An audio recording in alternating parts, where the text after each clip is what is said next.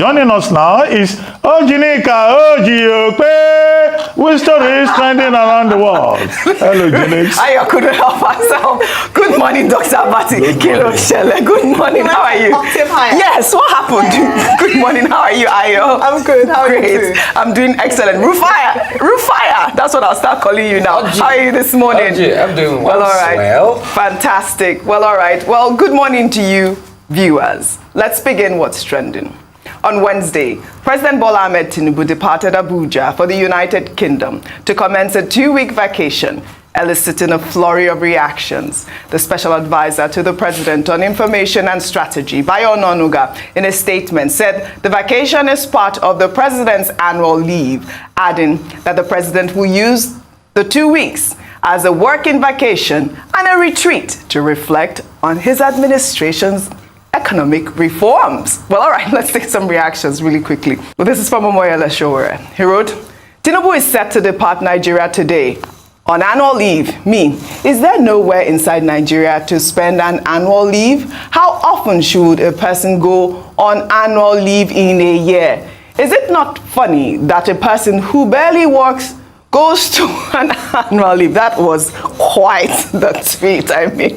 Then another person wrote, fuel is 1,200 naira per liter. FX is 1,690 to $1. Local rice is 108,000 naira. Inflation is above 50%. Despite different crises, the president believes that traveling to the United Kingdom rather than whispering palms in Badagry is the finest way to enjoy a vacation. We will never get it right. Well, another person there wrote, whether the country is in order, whether things work in the country or not, it does not just concern the president. What matters to the president now is traveling, grooving, and living his life to the fullest. Now, Baba will depart the country for vacation for 2 good weeks while hardship is biting harder in the country. Now, this is a tweet from our producer, Ozzy Okoli. He actually answered that question. Where else can we go? Ozzy said Obudu Cattle Ranch, located in Nigeria, would have been the best location for this vacation. At least it will grow Nigeria's economy with presidency presents. Dr. Abati, over to you. Okay, a number of things. Yes. I will unpack them very quickly. Number one is that the president of Nigeria is entitled to his leave, either annual or part of it. He can go on leave. He's a human being. But I also think that it's instructive that the president did not go for the United Nations General Assembly. If he had gone for the United Nations General Assembly, we would have been faced with the same situation that we had previously, whereby the president would say, oh, on his way back from Onga, he decided to stop over for a working vacation in London. So I think in this regard, it's managers. They've tried to manage the... So you're saying that if he had gone for that other trip, he would have gone to Onga and then another trip again? He went to France, he went to another place, China. He went to China, he stopped over in London. It will have become a pattern. Right. But I think they've managed it clearly this time around. Number two is that they say it's a working vacation. Now, within the Constitution, under Section 145, if the president is going to be away from work and he will not be able to do his work, he will be required to inform the National Assembly, during which period the vice president will act as president. But they've avoided that by saying it's a working vacation. So the president now in London or Birmingham or Liverpool who says he will still be working as president of Nigeria. So that also has been taken care of. Section 5 gives him the powers to delegate authority as he wishes. Number 3, some people have suggested that he should have gone to Budukatu Ranch or go to Whispering Palms. Well, if you are president of Nigeria, will you go to Budukatu Ranch or go to Whispering Palms or go to Yankari Game Reserve? Yes. If you go to those places, will you collect Esther code? Esther code will not come out of the president. Esther code will not come out of it. He's speaking. It's an alumnus. Esther code will not come out, even for the managers that have to attend to the president. But talking seriously, you know, Obudukatu Ranch was one of the legacies of Governor Donald Duke, as he then was. At that time, the place was properly managed. Governor Duke also left behind as part of his legacy Tinapa, which was supposed to be, a major attraction in our country, as people of that part of the country used to refer to it when I was there, But go and check Tinapa today. Go and check Obudukatu Ranch today. Even animals will not be able to stay at Obudukatu Ranch because those legacies have been mismanaged. Right. So the people who have mentioned Obudukatu Ranch, Yankari Game Reserve, they should know that those things are not as they used to be. Okay. And in any case, the president has the prerogative to go and have his vacation wherever he likes. All right. If you like, he can go to Maldives.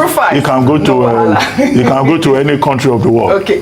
People are insisting on that idea of working leave. What is a working leave? And then the statement they're saying he's going on a retreat to reflect, to think. Okay, there's a lot to think about. But the president is not the only one that takes this sort of working leave. We also have the Senate. What is the meaning of that 2-month recess? We pay these people for them to take 2 months vacation. Have you been on vacation lately? You haven't? I have not been. Can I advocate for you? What recess? 2 months? I mean, what is happening here? We're paying them. I've not been. Yeah, go ahead. You know why he has to go on retreat? Yes, so that he will not retreat. surrender. You remember no retreat, no retreat, no surrender. President Tinubu, your plane is very big. I love the plane. And just imagine, maybe one of these days, you just come here, we enter there and say, I don't want to spy inside the plane. Tinubu, they enjoy you. No, but real quickly and seriously, we like to copy things from other parts of the world. Yes. And say, Nigeria leader, we should be a world leader. When have you heard the American president go to UK for holiday? When have you heard the Chinese PM or the Chinese president go to the UK for holiday? The Pope has a holiday home. I think it's called Castello Gandolfo or something. When have you heard other world leaders? When have you heard, apart from, yes, UK Prime Minister Boris Johnson goes to do, and their president goes to do their holidays abroad. But other major countries, you hear them. And it is also a boost to the tourism. I cited something earlier, and I talked about Tafawa Balewa. Some people are saying, Tafawa Balewa too high and all that. But I will never forget the picture of when the foreign journalist was looking for Tafawa Balewa and he was on holidays and he was seen eating sugar cane in his village with his son. That picture is still there, memorial. All we are just saying is, those Obudukatu they say is not in good condition. We can make them in good condition and also have something like a presidential resort. Yeah. Where he can come, think, and do a retreat and all. That's supposed to be the idea. In fact, those places were built to spec in such a way that those people were presidential. But what happened to them? Secondly, I think the spate of too much holidays by the president, at the time the country is suffering, the country is faced by a war of hunger and all of that. Even when the president is serving, we hardly see him in a lot of public function. And that was what Showore was making that point. Most of the duties are mostly delegated to the vice president. We only see him on special occasions. And quick to go on holiday. The last time, that's how he told us he was going to London, and we saw him coming out of Lingo Ward of St. Elizabeth Hospital. We took the story here. And we took the story here. So he should do more to be able to meet us halfway. We're not saying he doesn't have entitlement to his leave or holiday and all of that. But also, you should be the number one citizen to be able to boost our own internal tourism here. I love that point. That's what we're saying. I love that point. Well, I hope that the president gets enough rest, since they said he's going on a retreat, and he'll be back refreshed to revamp our economy. Head over to the United Kingdom. I'd like for you to discuss this, Ayo. I know, Rufai, you also want to touch on this, where a Nigerian British politician, Kemi Badenoch, has been trending online for reportedly for referring to migrant car workers as bottom wipers, in the statement expressing her desire for the United Kingdom to be great for her and her children. Let's take a look.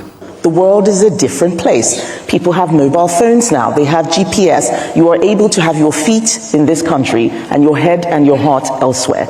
That doesn't make sense, to have old laws in a new era. We need to keep adapting and updating our migration policy. And I want this country to be great for my children as well. We need to control it. We need to make sure that we are thinking about the next generation, not just who's going to wipe bottoms for us today. That's not good enough. Okay. I don't know if I say that's useless. Let's give Ayo our own Kemi Badenoch. Yes. I don't know if she wants to be referred to as that because she's tried to distance herself. You know. But well, the people said that it was quite it was misunderstood, but it's just that phrase word that it was. Yeah. I would call it careless speech. Yeah. There's dignity in labor, and if there's anywhere this is respected, it's in the United Kingdom. No matter the kind of job that you do. In fact, care workers have one of the most noble jobs of all because they have to look after very vulnerable people in the United Kingdom. And the care industry in the UK is even looking for more people to support because usually they're looked down on, people discriminate, and people, see them as just doing jobs that many people would not want to do. So in her drive or in her campaign to be the new leader of the Conservative Party, and by the way, she's doing very well, it's almost as if she's on a journey to self-sabotage with some of the gaffes she's made in recent times and the words she's used to describe certain sensitive things. Yes. She's come very hard on immigration. As we've seen, a lot of people who migrated themselves. She was born in Wimbledon in the United Kingdom, but moved to Nigeria at a very young age and went to primary and secondary school in Nigeria before going back to the UK at the age of 16. So she's also, her parents as well, her father and her mother, who've lived in the UK for a long time, are beneficiaries of being migrants to the UK. So it's always rich or perhaps hypocritical when someone who is a second generation migrant herself is going hard against migration and its policies. I think it's just a rhetoric to make her more popular because that's what the UK, the people of the UK want to hear, the Conservative supporters want to hear. But I think she has to thread carefully. She's very well on her way to being the first black female leader of the Conservative Party, but let her not spoil her good work by these careless statements. She's not on her way to be. No. She's not. She's a top contender. She's a top contender. The contest. Okay, Dr. Bati, have No, go ahead. No, Robert Jenrick and James Cleverly, they are top ahead of her. And Tom Tugendhat. So she's not on her way. I just think she's been an Uncle Tom. Uncle Tom. Yes, and with every other, we were talking about identity crisis the other day. It's not only her. The likes of Priti Patel has played this card. Suella Braverman has played that card. In France, Eric Zemmour played that card when he's originally Algerian. I will read something from LBC, where somebody was speaking the other day and I said, Kemi Badenoch is pandering largely to the white audience. That says a caller after the business secretary comments. And Kemi Badenoch also went ahead to say, okay, Business Secretary Kemi Badenoch says nowhere is better than pretending to be black. In real lie. You see, in the beat, I know Kemi's game. Yeah. Hard right conservatism on the right, which talks a lot about immigration and everything. But you see, Kemi, please come back to your identity because to those people, you will never be as British as you want to think you are. Okay. They will still see a Robert Jenrick more hardline on immigration than you because you know what, you're not fair-skinned. All right. So the moment you understand that and you stop putting your people on the bus, because you are saying it in the context of, okay, yes, so that you don't only see people as bottom wipers and everything and all of that. How about you flip the narrative, Kemi? I know it's a narrative you're trying to, how about you flip the narrative and say, a lot of these immigrants who are medical doctors, a lot of these immigrants who are top, which are fathers, and they are top earners in the NHS, they are building the society and all of that. All right.